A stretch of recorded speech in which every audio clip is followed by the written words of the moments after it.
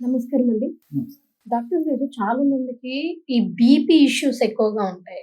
అంటే ఇంట్లో ఉన్న వాళ్ళ నుంచి జాబ్ చేసే వాళ్ళ వరకు. ఇంట్లో ఉన్న వాళ్ళేమో ఖాళీగా ఉండి ప్రతి దానికి చిరాకు పడుతూ, కోప్పడుతూ ఉంటారు.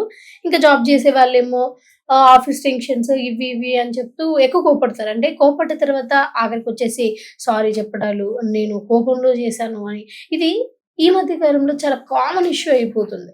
సో, అలా ఈజీగా బీపీ పెరగడానికి ఏంటంటారు రీజన్? మానసిక ఒత్తిడమ్మా. మానసిక ఒత్తిడి ఇలాంటివి జరిగినప్పుడు ఏమైతుందంటే బాడీలో కార్టిసాల్ అనేటువంటి హార్మోన్ లెవెల్ పెరిగిపోతుంది. హ్మ్. సో, కార్టిసాల్ అనేటువంటి హార్మోన్ లెవెల్ పెరిగినప్పుడు రక్తనాళాలు సంకోచిస్తాయన్నమాట. హ్మ్. ఎప్పుడైతే రక్తనాళాలు సంకోచిస్తాయో బీపీ ప్రెషర్ ఎక్కువైపోతుంది. దాన్నే బీపీ అని చెప్పి చెప్తుంటారు. హ్మ్. సో, మానసిక ఒత్తిడి కూడా ఒక ప్రధానమైన కారణము. హ్మ్. అదేవిధంగా రెస్ట్ లేకపోవడము, ఆహార పదార్థాల్లో ఉప్పు, కారం, మసాలాలు ఎక్కువ తీసుకోవడం ఇవన్నీ హ్మ్. కూడా మరి ఈ బీపీ పెరిగేందుకు కారణభూతం, హేతుభూతం అవుతాయన్నమాట. ఓకే. అయితే ఇప్పుడు చాలా మందిలో చూసుకున్నట్లయితే మంచి ఫుడ్ తిన్న వాళ్ళైనా సరే, మంచి ఫుడ్ తినని వాళ్ళైనా సరే, వాళ్ళకి ఓపిక చాలా తక్కువుంటుంది. ప్రతి దానికి ఇరిటేట్ అవుతూ ఉంటారు. దానికి రీజన్ ఏంటి మరి? అదే దీనికి వీళ్ళు తీసుకునేటువంటి ఫుడ్ అంటే మంచి ఫుడ్ అంటే వాళ్ళు అనుకుంటుంటారు కానీ మంచి ఫుడ్ అని. హ్మ్. సో దానివల్ల పోషకభరితమైన ఆహారం అయితే పర్లేదు కానీ మనం వండేటువంటి విధానం సరిగ్గా లేకపోవడం చేత ఆ హ్మ్. యొక్క ప్రభావం మన దేహం మీద మనసు మీద పడడం చేత హ్మ్. మనసుకు సంబంధించినటువంటి ఇలాంటి ఇబ్బందులు, కోపము, ఇరిటేషన్ ఇలాంటివన్నీ కలుగుతుంటాయమ్మా. హ్మ్. కాబట్టి ఫర్ ఎగ్జాంపుల్ ఉప్పు గురించి చూసినట్లయితే మనం డైలీ యాక్చువల్గా 5 గ్రాముల ఉప్పు మించి తీసుకోకూడదమ్మా.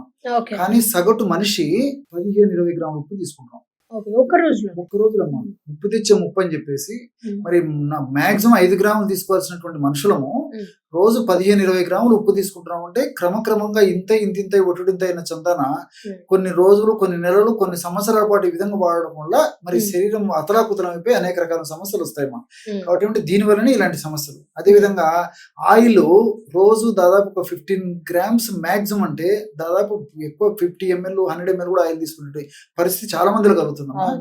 కాబట్టి ఏమంటే దాదాపు 10 గ్రామ్స్ 15 మాక్సిమం 10 గ్రామ్స్ ఈ మధ్య కాలంలో ఇంకా తగ్గించడం వాడమని చెప్తున్నారమ్మా. హ్మ్. సో అలాంటిది ప్రపంచ వైద్య సంస్థ, అదే వరల్డ్ హెల్త్ ఆర్గనైజేషన్ వాళ్ళు, ప్రపంచంలో మేధావులు చెప్పేటువంటి పరిస్థితిలో ఆయిల్ ఏదైతే ఉందో అంతకంటే కూడా మనము సగటున వాళ్ళు చెప్పేదానికంటే కూడా 5-6 రెట్లు ఆయిల్ ఎక్కువ వాడుతున్నాం.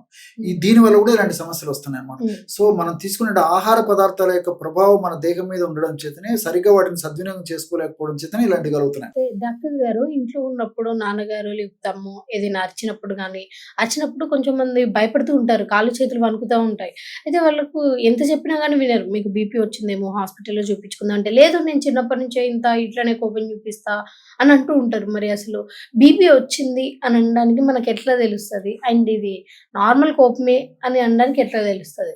ఓకేమా. యాక్చువల్‌గా ఏంటంటే సమాజంలో గాని, లేకపోతే హ్మ్. ఇంట్లో గాని ఆ పరిస్థితుల ప్రభావం చేత ఉన్నట్టుండి సడెన్‌గా మరి ఈ మార్పు అంటే కోపము, చికాకు ఇలాంటివి కలిగినప్పుడు ఏం జరుగుతుందంటే ఇంతకుముందు చెప్పిన రక్తనాళాలు సంకోచింపబడి చేయడం చేత ఆ యొక్క ప్రభావం చేత బీపీ కూడా రైజ్ అయిపోతుందమ్మా. హ్మ్. బీపీ రైజ్ కావడం చేత ఈ యొక్క లక్షణాలు కూడా మరీ పెరిగిపోతాయి. కోపం మరీ పెరిగిపోతుంది. హ్మ్. వాటికి వచ్చేదానికి కారణం ఒకటైతే మరి ఈ బీపీ పెరగడం వల్ల మనిషి మరింత ఇదైపోతుంది.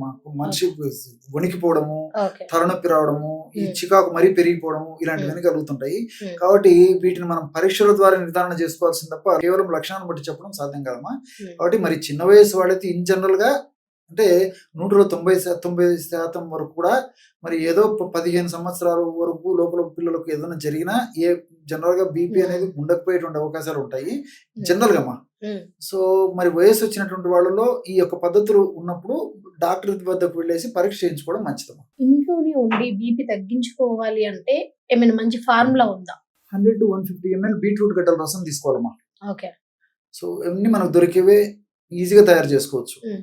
100-150 ml బీట్రూట్ గడ్డల రసం తీసుకొని ఒక గ్రాము ఎలాచి పౌడర్ హ్మ్. అందులో కలిపేసేసి రోజు ఒక్కసారి తేనె వాడదైనటువంటి వాళ్ళందరూ కూడా కాస్త హ్మ్. తేనె కలిపి తీసుకోవచ్చు. తేనె వాడకూడనటువంటి వాళ్ళు ఎవరైనా ఉంటే మరి తేనె మినహాయించేసి కేవలం బీట్రూట్ గడ్డల రసము, ఎలాచి పౌడర్ వాడితే సరిపోతుందన్నమాట. ఓకే. 1 గ్రామ్ ఎలాచి పౌడరు, 100-150 ml బీట్రూట్ రసం 2 హ్మ్. కలిపేసి తీసుకోవడం వల్ల మరి బీపీ చాలా ఫాస్ట్‌గా తగ్గిపోతుంది.